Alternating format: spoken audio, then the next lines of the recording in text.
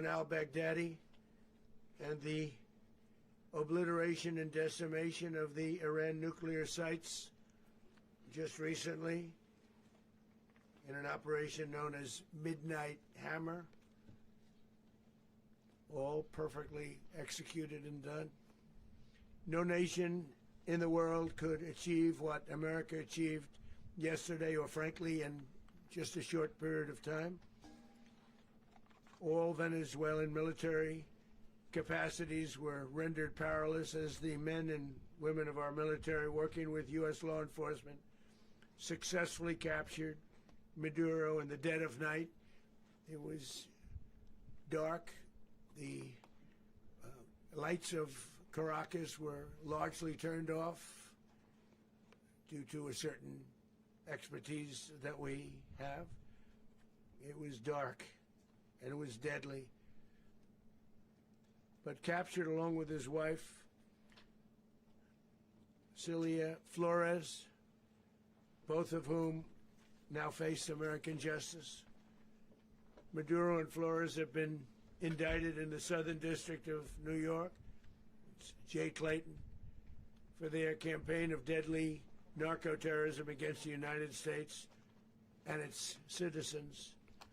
I want to thank the men and women of our military who achieved such an extraordinary success overnight with breathtaking speed, power, precision, and competence. You rarely see anything like it. You've seen some raids in this country that didn't go so well. They were an embarrassment. If you look back to Afghanistan, or if you look back to the Jimmy Carter days, they were different days. We're a respected country again, maybe like never before. These highly trained warriors, operating in collaboration with U.S. law enforcement, caught them in a very ready position. They were waiting for us. They knew we had many ships out in the sea. We're just sort of waiting. They knew we were coming. So they were in a what's called a ready position. But they were completely overwhelmed and very quickly incapacitated. If you would have seen what I saw last night, you would have been very impressed. I'm not sure that you'll ever get to see it, but it was an incredible thing to see. Not a single American service member was killed, and not a single piece of American equipment was lost. We had many helicopters, many planes, many people involved in that fight. But think of that, not one piece of military equipment was lost, not one service member was, more importantly, killed. The United States military is the strongest and most fearsome military on the planet by far, with capabilities and skills our enemies can scarcely begin to imagine. We have the best equipment anywhere in the world. There's no equipment like what we have, and you see that even if you just look at the boats. You know, we've knocked out 97% of the drugs coming in by sea. 90%. Each boat kills on average 25,000 people. We knocked out 97%. And those drugs mostly come from a place called Venezuela. We're going to run the country until such time as we can do a safe, proper, and judicious transition. So we don't want to be involved with having somebody else get in and we have the same situation that we had for the last long period of years. So we are going to run the country until such time as we can do a safe, proper, and judicious transition. And it has to be judicious, because that's what we're all about. We want peace, liberty, and justice for the great people of Venezuela, and that includes many from Venezuela that are now living in the United States and want to go back to their country. It's their homeland. We can't take a chance that somebody else takes over Venezuela that doesn't have the good of the Venezuelan people in mind. We've had decades of that. We're not going to let that happen. We're there now, and what people don't understand, but they understand as I say this, we're there now, but we're going to stay until such time as the proper transition can take place. So we're going to stay until such time as we're going to run it, essentially, until such time as a proper transition can take place. As everyone knows, the oil business in Venezuela has been a bust, a total bust, for a long period of time. They were pumping almost nothing by comparison to what they could have been pumping and what could have taken place. We're going to have our very large United States oil companies, the biggest anywhere in the world, go in, spend billions of dollars, fix the badly broken infrastructure, the oil infrastructure, and start making money for the country. And we are ready to stage a second and much larger attack if we need to do so. So we were prepared to do a second wave if we needed to do so. We actually assumed that a second wave would be necessary, but now it's probably not. The first wave, if you'd like to call it that, the first attack was so successful, we probably don't have to do a second, but we're prepared to do a second wave, a much bigger wave, actually. This was pinpoint, but we have a much bigger wave that probably won't have to do. This partnership of Venezuela with the United States of America, a country that everybody wants to be involved with because of what we were able to do and accomplish, will make the people of Venezuela rich, independent, and safe. And it will also make the many, many people from Venezuela that are living in the United States extremely happy. They suffered. They suffered. So much was taken from them. They're not going to suffer anymore. The illegitimate dictator Maduro was the kingpin of a vast criminal network responsible for trafficking colossal amounts of deadly and illicit drugs into the United States. As alleged in the indictment, he personally oversaw the vicious cartel known as Cartel de las Solas, which flooded our nation with lethal poison, responsible for the deaths of countless Americans, many, many Americans. Hundreds of thousands over the years of Americans died because of him. Maduro and his wife will soon face the full might of American justice and stand trial on American soil. Right now they're on a ship. They'll be heading to ultimately New York, and then a decision will be made, I assume, between New York and Miami or Florida. But we have people where the overwhelming evidence of their crimes will be presented in a court of law. And I've seen it. I've seen what we have. It's both horrible and breathtaking that something like this could have been allowed to take place. For many years after his term as president of Venezuela expired, Maduro remained in power and waged a ceaseless campaign of violence, terror, and subversion against the United States of America, threatening not only our people, but the stability of the entire region. And you all saw it. In addition to trafficking gigantic amounts of illegal drugs that inflicted untold suffering and human destruction all over the country, all over in particular the United States, Maduro sent savage and murderous gangs, including the bloodthirsty prison gang Tren de Aragua, to terrorize American communities nationwide. And he did indeed. They were in Colorado. They took over apartment complexes. They cut the fingers off people if they call police. They were brutal, but they're not so brutal now. And I just have to congratulate our military, Pete and everybody, and our National Guard, because the job that they've done, whether it's in Washington, D.C., where we have a totally safe city, where it was one of the most unsafe cities anywhere in the world, frankly, and now we have no crime in Washington, D.C. We haven't had a killing. We had the terrorist attack a few weeks ago. A little bit of a different kind of a threat, but we haven't had a killing in a long period of time, 6-7 months. We used to have two, on average, 2 a week in Washington, our capital. We don't have that anymore. The restaurants are opening. Everyone's happy. They're going, they're walking their daughters, they're walking their children, their wives, that walk to restaurants. Restaurants are opening all over Washington, D.C. So I want to thank the National Guard. I want to thank our military. And I want to thank law enforcement. It's been amazing. And they should do it with more cities. We're doing it, as you know, and we're doing it in Memphis, Tennessee right now, and crime is down. We've just sort of started a few weeks ago, but crime is down now 77%. And the governor of Louisiana called, great person, and he wanted us to help him, as you know, in a certain very nice part of Louisiana, and we have done that. It was a rough section, and we have crime down. I understand it's down to almost nothing already after 2.5 weeks. New Orleans, it's down to almost nothing, and we've only been there for 2.5 weeks. Can't imagine why governors wouldn't want us to help. We also helped, as you know, in Chicago, and crime went down a little bit there. We did a very small help because we had no working ability with the governor. The governor was a disaster, and the mayor was a disaster. But it knocked down crime. But we're pulling out of there when they need us. We'll know.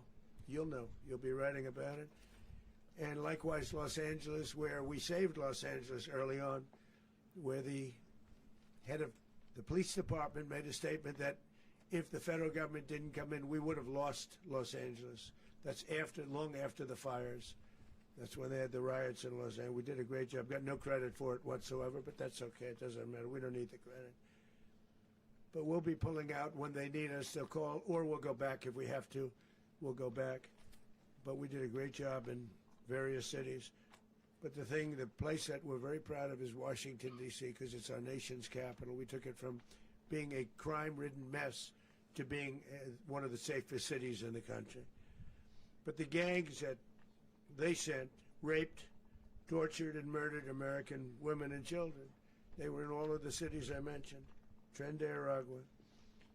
And they were sent by Maduro to terrorize our people, and now Maduro will never again be able to threaten an American citizen or anybody from Venezuela. There will no longer be threats. For years I've highlighted the stories of those innocent Americans whose lives were so heartlessly robbed by this Venezuelan terrorist organization. Really one of the worst. One of the worst, they say the worst. Americans like 12-year-old Jocelyn Nungary from Houston. Beautiful Jocelyn Nungary, what happened to her? They, as you know, they kidnapped, assaulted, and murdered by Aragua animals. They murdered Jocelyn and left her dead under the bridge. There was a bridge that will never be the same to so many people after seeing what happened. As I've said many times, the Maduro regime emptied out their prisons, sent their worst and most violent monsters into the United States to steal American lives. And they came from mental institutions and insane asylums. They came from prisons and jails. The reason I say both, they sound similar. Actually, prisons, a little bit more hostile, a little bit tougher. A mental institution isn't as tough as an insane asylum, but we got them both. They sent from their mental institutions. They sent from their jails, prisons. They were drug dealers. They were drug kingpins. They sent everybody bad into the United States, but no longer. And we have now a border where nobody gets through. In addition, Venezuela unilaterally seized and stole American oil, American assets, and American platforms, costing us billions and billions of dollars. They did this a while ago, but we never had a president that did anything about it. They took all of our property. It was our property. We built it. And we never had a president that decided to do anything about it. Instead, they fought wars that were 10,000 miles away. We built Venezuela oil industry with American talent, drive, and skill, and the socialist regime stole it from us during those previous administrations, and they stole it through force.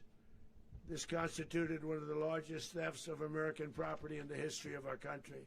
considered the largest theft of property in the history of our country. Massive oil infrastructure was taken like we were babies, and we didn't do anything about it. I would have done something about it. America will never allow foreign powers to rob our people or drive us back into and out of our own hemisphere. That's what they did.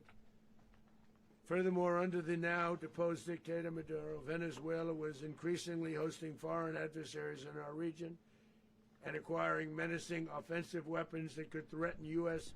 interests and lives. And they used those weapons last night. Potentially in league with the cartels operating along our border. All of these actions were in gross violation of the core principles of American foreign policy, dating back more than 2 centuries. And not anymore.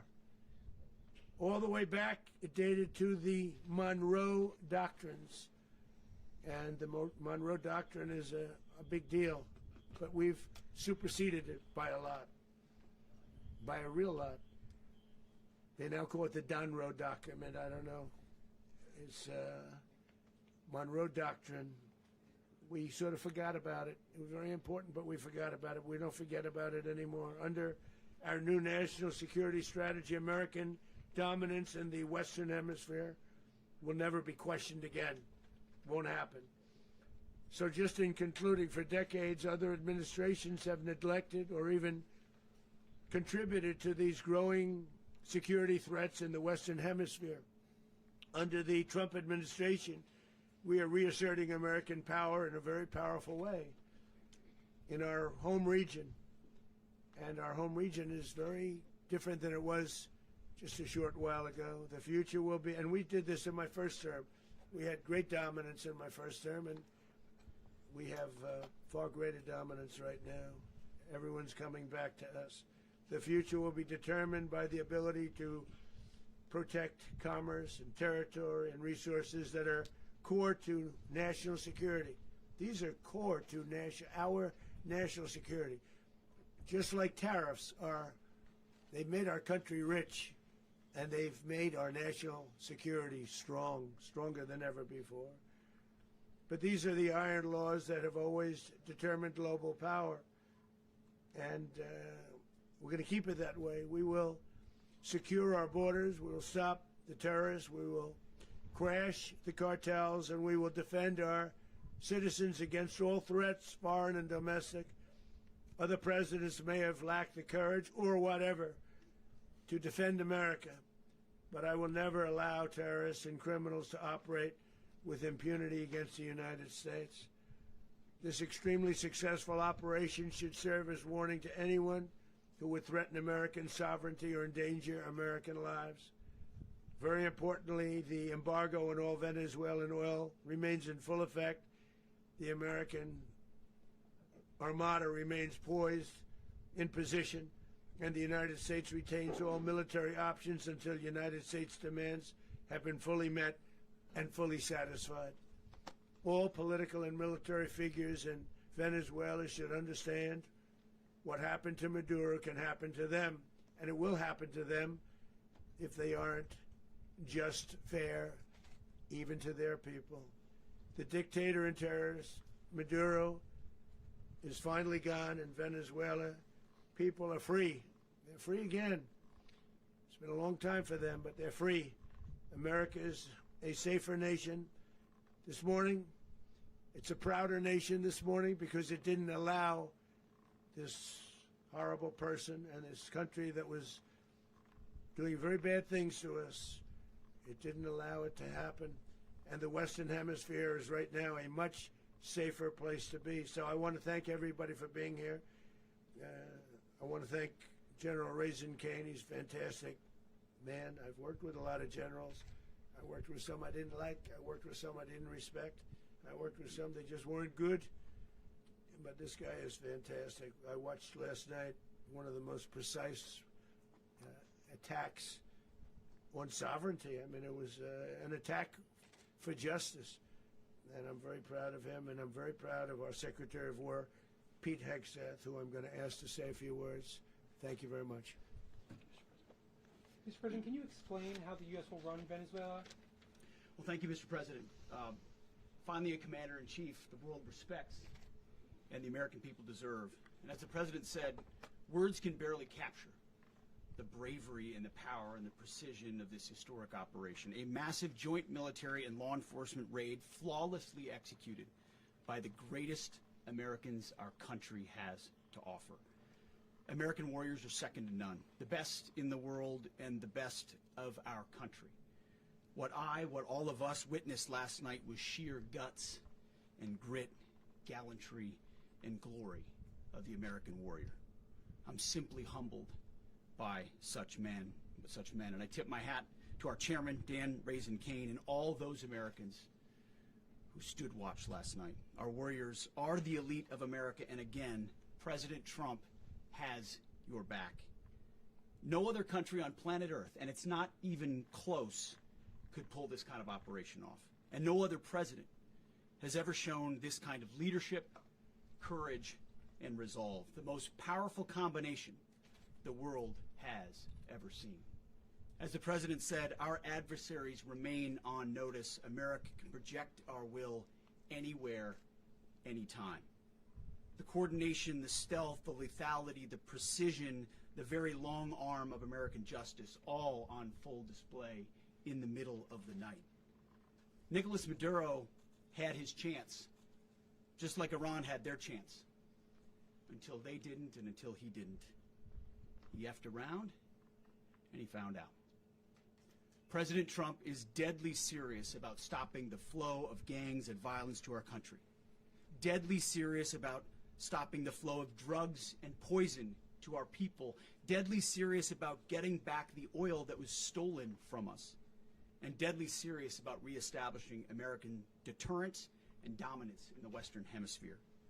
This is about the safety, security, freedom, and prosperity of the American people.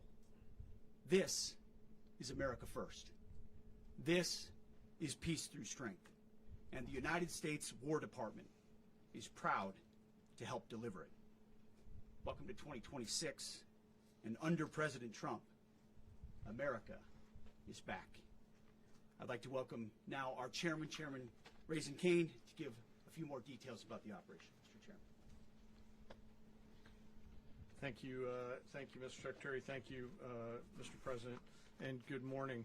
Last night, on the order of the President of the United States and in support of a request from the Department of Justice, as the President said, the United States military conducted an apprehension mission in Caracas, Venezuela, to bring to justice two indicted persons, Nicolás and Cecilia Maduro. This operation, known as Operation Absolute Resolve, was discreet, precise, and conducted during the darkest hours of January 2nd and was the culmination of months of planning and rehearsal, an operation that, frankly, only the United States military could undertake. What I'd like to do this morning is talk to you through some of the preparation and the details without compromising any of our tactics, techniques, and procedures. There is always a chance that we'll be tasked to do this type of mission again. Our interagency work began months ago and built on decades of experience of integrating complex air, ground, space, and maritime operations. While the past 2 decades have honed the skills of our special operations forces, this particular mission required every component of our joint force, with soldiers, sailors, airmen, Marines, and Guardians working in unison with our intelligence agency partners and law enforcement teammates in an unprecedented operation. We leveraged our unmatched intelligence capabilities and our years of experience in hunting terrorists, and we could not have done this mission without the incredible work by various intelligence agencies, including the CIA, NSA, and NGA. We watched, we waited, we prepared, we remained patient and professional. This mission was meticulously planned, drawing lessons from decades of missions over the last many years, many missions over these last many years. This was an audacious operation that only the United States could do. It required the utmost of precision and integration within our joint force. And the word integration does not explain the sheer complexity of such a mission. An extraction so precise it involved more than 150 aircraft launching across the Western Hemisphere in close coordination, all coming together in time and place to layer effects for a single purpose: to get an interdiction force into downtown Caracas while maintaining the element of tactical surprise. Failure of one component of this well-oiled machine would have endangered the entire mission, and failure is never an option for America's joint force. Those in the air over Caracas last night were willing to give their lives for those on the ground and in the helicopters. Let me talk a little bit about the preparation. After months of work by our intelligence teammates to find Maduro and understand how he moved, where he lived, where he traveled, what he ate, what he wore, what were his pets, in early December, our force was set pending a series of aligned events. Key was choosing the right day to minimize the potential for civilian harm and maximize the element of surprise, and minimize the harm to the indicted personnel, so as the President said, they could be brought to justice. And as the President said earlier today, weather in Venezuela is always a factor this time of the year. And over the weeks through Christmas and New Year's, the men and women of the United States military sat ready, patiently waiting for the right triggers to be met and the President to order us into action. Last night, the weather broke just enough, clearing a path that only the most skilled aviators in the world could maneuver through. Ocean, mountain, low cloud ceilings, but when tasked with a mission, this organization does not quit. At 10:46 p.m. Eastern Time last night, the President ordered the United States military to move forward with this mission. He said to us, and we appreciate it, Mr. President, good luck and Godspeed. And those words were transmitted to the entire joint force. Over the course of the night, aircraft began launching from 20 different bases on land and sea across the Western Hemisphere. In total, more than 150 aircraft, bombers, fighters, intelligence, reconnaissance, surveillance, rotary wing were in the air last night. Thousands and thousands of hours of experience were airborne. Our youngest crew member was 20, and our oldest crew member was 49, and there's simply no match for American military might. As the night began, the helicopters took off with the extraction force, which included law enforcement officers, and began their flight into Venezuela at 100 feet above the water. As they approached Venezuelan shores, the United States began layering different effects provided by Spacecom, Cybercom, and other members of the interagency to create a pathway. Overhead, those forces were protected by aircraft from the United States Marines, the United States Navy, the United States Air Force, and the Air National Guard. The force included F-22s, F-35s, F-18s, EA-18s, E-2s, B-1 bombers, and other support aircraft, as well as numerous remotely piloted drones. As the force began to approach Caracas, the Joint Air Component began dismantling and disabling the air defense systems in Venezuela, employing weapons to ensure the safe passage of the helicopters into the target area. The goal of our air component is, was, and always will be to protect the helicopters and the ground force and get them to the target and get them home. As the force crossed the last point of high terrain where they'd been hiding in the clutter, we assessed that we had maintained totally the element of surprise. As the helicopter force ingressed towards the objective at low level, we arrived at Maduro's compound at 1:01 a.m. Eastern Standard Time, or 2:01 a.m. Caracas local time, and the apprehension force descended into Maduro's compound and moved with speed, precision, and discipline towards their objective, and isolated the area to ensure the safety and security of the ground force while apprehending the indicted persons. On arrival into the target area, the helicopters came under fire, and they replied with that fire with overwhelming force in self-defense. One of our aircraft was hit but remained flyable, and as the President said earlier today, all of our aircraft came home, and that aircraft remained flyable during the rest of the mission. As the operation unfolded at the compound, our air and ground intelligence teams provided real-time updates to the ground force, ensuring those forces could safely navigate the complex environment without unnecessary risk. The force remained protected by overhead tactical aviation. Maduro and his wife, both indicted, gave up and were taken into custody by the Department of Justice, assisted by our incredible U.S. military with professionalism and precision, with no loss of U.S. life. After securing the indicted persons, the force began to prep for departure. Helicopters were called in to exfiltrate the extraction force, while fighter aircraft and remotely piloted aircraft provided overhead coverage and suppressive fire. There were multiple self-defense engagements as the force began to withdraw out of Venezuela. The force successfully exfiltrated and returned to their afloat launch bases, and the force was over the water at 3:29 a.m. Eastern Standard Time with indicted persons on board. And both Maduro and his wife were embarked aboard the USS Iwo Jima. In closing, what we've witnessed today is a powerful demonstration of America's joint force.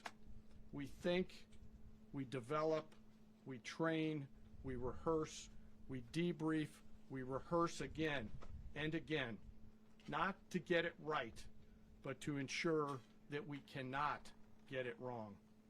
Our jobs are to integrate combat power so when the order comes, we can deliver overwhelming force at the time and the place of our choosing against any foe anywhere in the world. I am immensely proud today of our joint force and filled with gratitude to represent them here today. There is simply no mission too difficult for these incredible professionals and the families that stand by them and support them. As we stand here this morning, our forces remain in the region at a high state of readiness, prepared to project power, defend themselves, and our interests in the region. This operation is a testament to the dedication and unwavering commitment to justice and our resolve to hold accountable those who threaten peace and stability. In closing, I want to express my heartfelt gratitude to the brave men and women who executed this mission.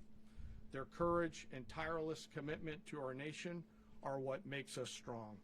Thank you, Mr. Secretary, and thank you, Mr. President. Well, I don't have much to add to what you've heard now, other than the following points. Nicolás Maduro was indicted in 2020 in the United States. He is not the legitimate president of Venezuela. That's not just us saying it.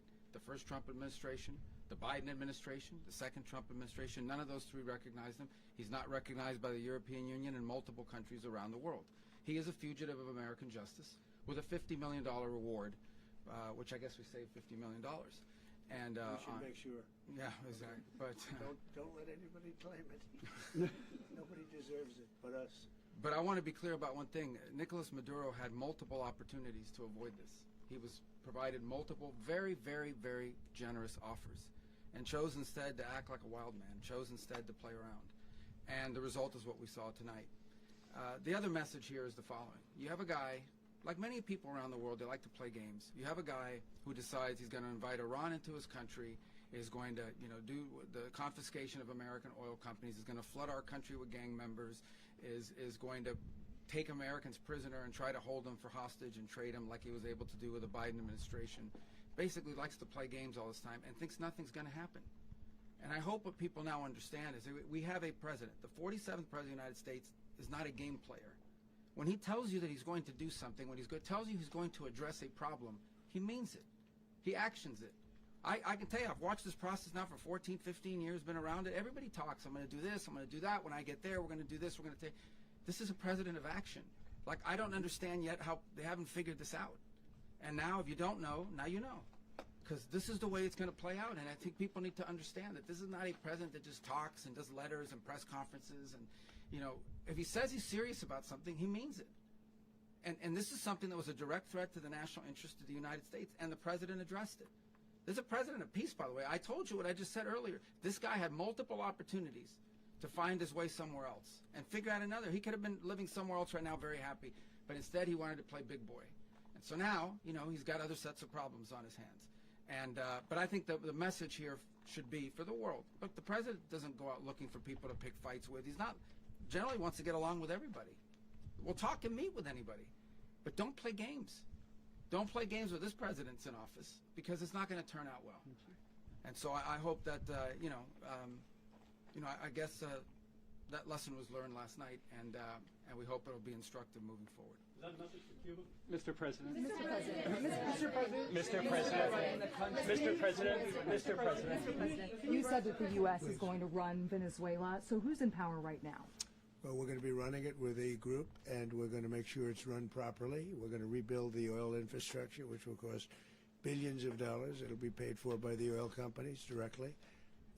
They will be reimbursed for what they're doing, but it's going to be paid. And we're going to get the oil flowing the way it should be. As you know, it was just a minor flow. It was actually a minor flow for what they have. But we're going to run it properly, and we're going to make sure the people of Venezuela are taken care of. We're going to make sure the people that were forced out of Venezuela by this thug are also taken care of. Mr. President. Does the U.S. running the country mean that U.S. troops will be on the ground? How will that work? Well, you know, they always say boots on the ground. Oh, so we're not afraid of boots on the ground if we have to have. We had boots on the ground last night at a very high level, actually. We're not afraid of it. We don't mind saying it. But we're going to make sure that that country is run properly. We're not doing this in vain. This is a very dangerous attack. This is an attack that could have gone very, very badly. Could have gone very badly. We could have lost a lot of people last night. We could have lost a lot of dignity. We could have lost a lot of equipment. The equipment is less important, but we could have lost a lot. And we're going to make sure that this is proper. We're there now. We're ready to go again if we have to. We're going to run the country right. It's going to be run very judiciously, very fairly. It's going to make a lot of money. We're going to give money to the people. We're going to reimburse people that were taken advantage of. We're going to take care of everybody.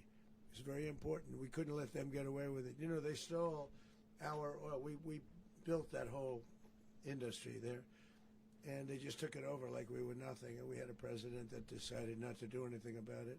So we did something about it. We're late, but we did something about it. Yeah, please. Mr. President, can you explain the exact mechanism by which you're going to run the country? Are you going to designate a U.S. official to coordinate? It's Can all you just being unpack that? being done right now. We're designating people. We're talking to Who people. We're specifically? designating various people, and we're going to let you know who those people are. Mr. President. What's the group you mentioned that would run Venezuela? Well, it's largely going to be, for a period of time, the people that are standing right behind me. We're going to be running it. We're going to be bringing it back. It's a dead, you know, I talk about a dead country. A year and a half ago, we were a dead country. Now we're the hottest country anywhere in the world. We're a country doing better than any country anywhere in the world. And it required leadership. Venezuela has a lot of bad people in there, a lot of bad people that shouldn't be leading. We're not going to take a chance that one of those people take over for Maduro. So you can look at, and others, we have fantastic people, including people in the military.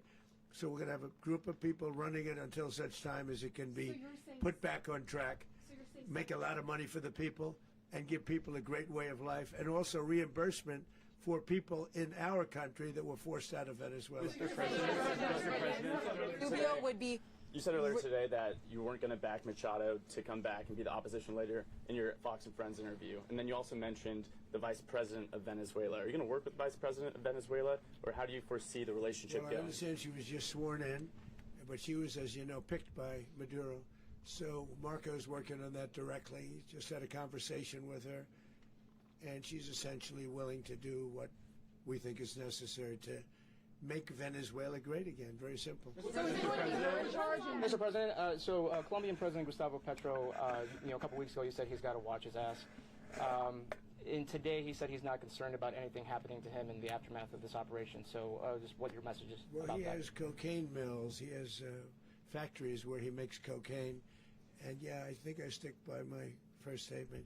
He's making cocaine. They're sending it into the United States. So he does have to watch his hands. Mr. President. Did you notify any members of Congress in advance? Marco, do you want to talk about that? Because you were involved in Sure. We call members of Congress immediately after. This was not the kind of mission that you can do congressional notification on. It was a trigger-based mission in which conditions had to be met night after night. We watched and monitored that for a number of days. So it's just simply not the kind of mission you can call people and say, hey, we may do this at some point in the next 15 days.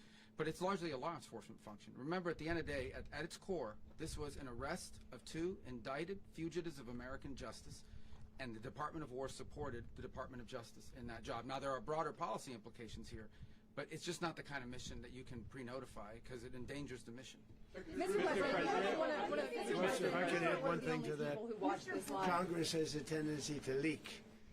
This would not be good. If they leaked, General, I think it would have been maybe a very different result. But I have to say, they knew we were coming at some point, you know. A lot of ships out there, they sort of knew we were coming. But Congress will leak, and we don't want leakage. Mr. President. You were one of the only people to watch this all play out live. What was Maduro doing when the U.S. forces entered what I assume would be his home? And also, was there any point where the U.S. was considering if Maduro pushed back or resisted killing Maduro? It could have happened.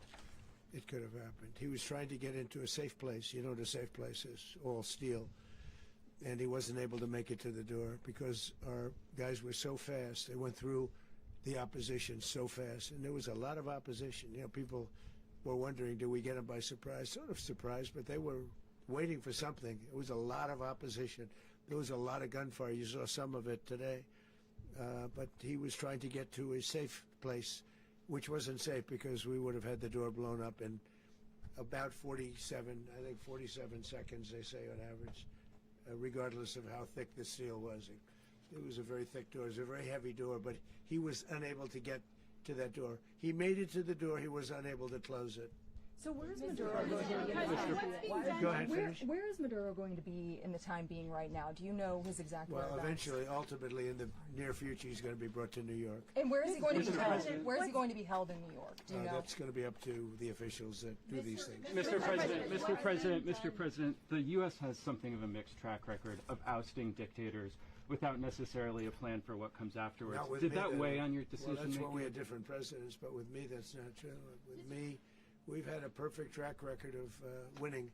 We win a lot, and we win. If you look at Soleimani, you look at al-Baghdadi, you look at the Midnight Hammer. Midnight Hammer was incredible. Right now, you wouldn't have peace in the Middle East. We have essentially peace in the Middle East because of that.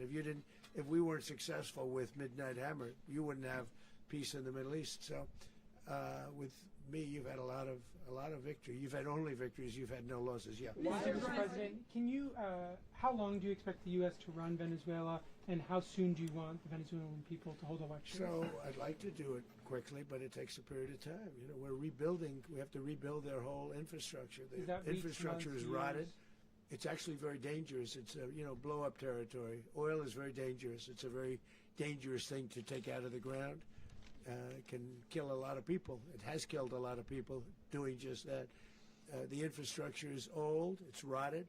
Much of it is stuff that we put there 25 years ago, and we're going to be replacing it. And we're going to take a lot of money out so that we can take care of the country. Are you saying that Secretary Rubio and Mr. President, China, Russia, and Iran have interests in Venezuela. How does this operation affect your relationships with them when it comes to the oil and drugs? In terms of China and Russia, Russia when we get things straightened out. But in terms of other countries that want oil, we're in the oil business. We're going to sell it to them. We're not going to say we're not going to. In other words, we'll be selling oil, probably in much larger doses because they couldn't produce very much because their infrastructure was so bad. So we'll be selling large amounts of oil to other countries, many of whom are using it now, but I would say many more will come. Are you saying that, Mr. President, are you saying that? Mr. President, thank you. What is your message to the people of Venezuela today? Of course, the civilian population specifically, they have a lot of questions. What is your message to the people of Venezuela? That you're going to have peace, justice. You're going to have some of the riches that you should have had for a long period of time. It was stolen from you.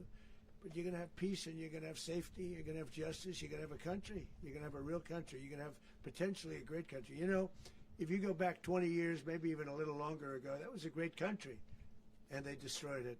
Remember I said that if we lose this election, the United States will be Venezuela on steroids. That's what would have happened. Had we lost the election, the 2024 election, we suffered so badly. When you look at the border from 2020, what they did, what Joe Biden administration did to our country should never be forgotten. But if we had to go through another year of that, we would be exactly where Venezuela was in terms. I used to say, if they win, we're going to be Venezuela on steroids, and that's what would have happened. President, thank you. Are you saying that Secretary Hegseth and Rubio are going to be running Venezuela, and will you be sending in U.S. military They're troops going to to be a provide? team that's working with the people of Venezuela to make sure that we have Venezuela right. Because for us to just leave, who's going to take over? I mean, there is nobody to take over. You have a vice president who's been appointed by Maduro. And right now she's the vice president, and she's, I guess, the president. She was sworn as president just a little while ago. She had a long conversation with Marco, and she said, we'll do whatever you need. I think she was quite gracious, but she really doesn't have a choice. We're going to have this done right. We're not going to just do this with Maduro, then leave like everybody else, leave and say, you know, let it go to hell. If we just left, it has zero chance of ever coming back. We'll run it properly. We'll run it professionally. We'll have the greatest oil companies in the world go in and invest billions and billions of dollars and take out money, use that money in Venezuela. And the biggest beneficiary are going to be the people of Venezuela. And also, I can't stress this strongly enough, the people that got thrown out of Venezuela that are now in the United States, and frankly, some want to stay, and some probably want to go back. Yeah. So, Mr. President, what is being done to protect Americans in the country, and were any of the detained Americans Well, right now they're arrested very last protected night? because nobody's going to mess with us. They're very protected. The people of, and we let them know that you better not touch one of them. Are you concerned that bad elements of the Maduro regime will remain in place? Well, we know who they are. We're on them, and they're acting much differently now than they would have acted 2 days ago. And what can you okay, say wait, about behind you, please. Mr. President, why is running a country in South America America first? Well, I think it is because we want to surround ourselves with good neighbors. We want to surround ourselves with stability. We want to surround ourselves with energy. We have tremendous energy in that country. It's very important that we protect it. We need that for ourselves. We need that for the world. And we want to make sure we can protect it. Yes, sir. Please, go ahead. Yeah, is there a message here for Cuba and Diaz-Canel? Well, Cuba's an interesting case. Cuba is, you know, not doing very well right now. That system has not been a very good one for Cuba. The people there have suffered for many, many years. And I think Cuba is going to be something we'll end up talking about because Cuba is a failing nation right now, very badly failing nation. And we want to help the people. It's very similar in the sense that we want to help the people in Cuba, but we want to also help the people that were forced out of Cuba and living in this country. Do you want to say something about that, Marco, please? Well, I mean, I just gave you a statement a few minutes ago about, you know, when the president speaks, you should take him seriously. So suffice it to say, you know, Cuba is a disaster. It's run by incompetent, senile men, and in some cases, not senile, but incompetent nonetheless. It has no economy. It's in total collapse. And by the way, you know, they were, you know, all the guards that helped protect Maduro, this is well known, their whole spy agency, all that were full of Cubans. I mean, they basically, it's amazing. This poor island took over Venezuela in some cases. One of the biggest problems that Venezuelans have is they have to declare independence from Cuba. They tried to basically colonize it from a security standpoint. So, yeah, look, if I lived in Havana and I was in the government, I'd be concerned, at least a little bit. Are you cutting off the oil flow to Cuba from Venezuela? Well, the president already announced a week ago that anything that's sanctioned, it's sanctioned oil, it's not going to be allowed to get there. So that's an The answer is yes. Mr. President, Is the U.S. aware of the location of opposition leader Machado, and have you been in contact with her? No, we haven't. No, we haven't. Mr.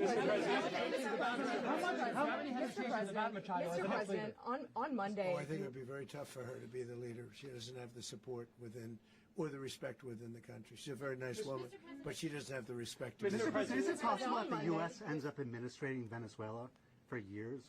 Well, it won't cost us anything because the money coming out of the ground is very substantial, so it's not going to cost us anything. So the U.S. isn't going to dedicate any money to...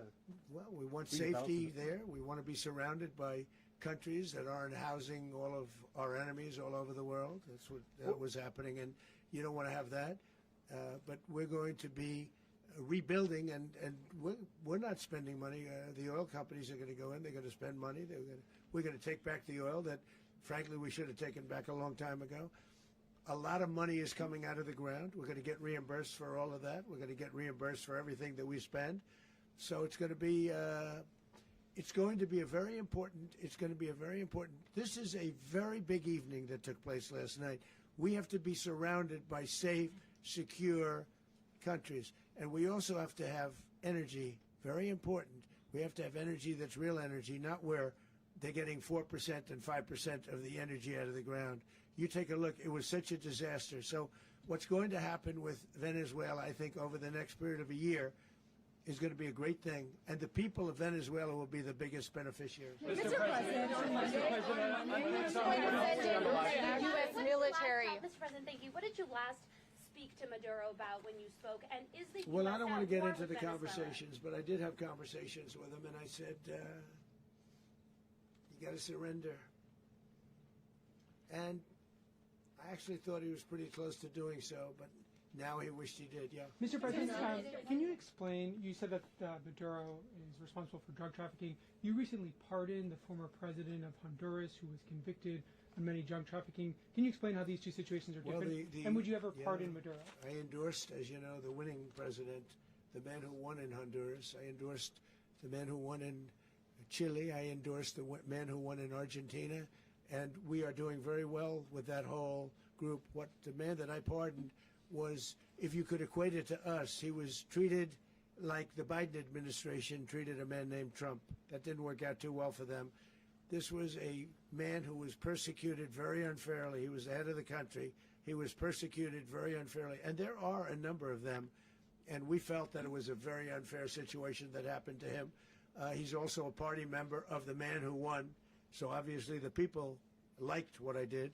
And one of the reasons that was done is because of the fact that the party in power felt very strongly that that man was treated very badly. I studied it very quickly, and then I studied it in great detail. I went to a lot of the people standing behind me, and they felt that that man was persecuted and treated very badly. That's why I gave him a pardon. Mr. President, you referenced boots on the ground earlier. Can you just sort of button this up? Do you envision the U.S. military having a presence in Venezuela as the U.S. runs that country? Well, no, we're going to have a presence in Venezuela as it pertains to oil, because we have to have, we're sending our expertise in. So you may need something, not very much. But no, we're going to be taking out a tremendous amount of wealth out of the ground, and that wealth is going to the people of Venezuela and people from outside of Venezuela that used to be in Venezuela. And it goes also to the United States of America in the form of reimbursement for the damages caused us by that country. So I want to thank you all very much. Thank you. Do you have one? Yes, please. You were so nice before. I'm going to give you the final question. Go Thank ahead. you, Mr. President. Unless it's a bad question, in which case I'll go one more. It's about who? It's about Putin, if you want. About Putin? Well, okay. That's always nice. You had a phone. You had a phone call with him on Monday. Did he talk at all about Maduro? Did y'all talk about this? No, we didn't. And We never spoke about Maduro. Are you mad at him right now? I mean, there's this I'm intelligence. not thrilled with Putin. I'm not thrilled with Putin. He's killing too many people. There was that intelligence. I thought that would be so. I settled 8 1/4 war. You know what the 1/4 was? Thailand and Cambodia. I did it again. They broke out, and I did it in about 5 hours, and I settled it. I'm giving myself 1/4, so I'm up to now 8 1/4. In other words, I settled the war, but then they broke out. They had a pretty bad breakout over the last 4 days. I got them to go back to peace. So I only give 1/4. I thought the easiest one would be, one of the easier ones would be Russia, Ukraine. It's not. And they both have done some pretty bad things. And look, that's Biden's war. That's not my war. But I want to stop the lives. Did you see where last month, 30,000, it was 27,000 the month before. 30,000, mostly soldiers, were killed this last month. 30,000. I want to stop that. You know, I got NATO to pay 5% instead of the 2% that they weren't paying. They weren't paying 2, now they pay 5. And we send them a lot of munitions, we send them a lot of things, missiles and various other things, a lot. And they pay. The United States is not losing money. We're probably making money on that. It's the last thing I care about. I just want to stop all those people. We're losing 25, 30,000 human beings. They come from 2 places that are very far away. But if I can stop, because it's something I've been pretty good at doing, deals, I guess. It's all a deal. Life is a big deal. But if I can stop that war and stop 30,000 young people, in addition to the fact that people are being killed in Kiev, people are being killed in other cities throughout, you know, a much smaller number, but they're being killed, viciously killed. So I'm not happy about it. I thought that would be something that would get solved. We have Mr. Witkoff here. I think that we're making progress, but that's a war that should have never happened. If I were president, it would have never happened. Putin says it. Everybody says it. If I were president, that would have never happened. But I inherited that war. That was Joe Biden, Zelensky, and Putin. I came into the situation, and it's a mess. And I will say this. I watched an operation last night that was so precise, that was so brilliant. I mean, it was incredible. If we had our people, like this general, and our people involved, that war would not have gone on very long, that I can tell you. You told me that war, to use an old term, that war has become a bloodbath. And we want it to get stopped. Thank you very much. Concerned a rogue Venezuelan general to take over the country. Can you talk about your conversation with the Vice President?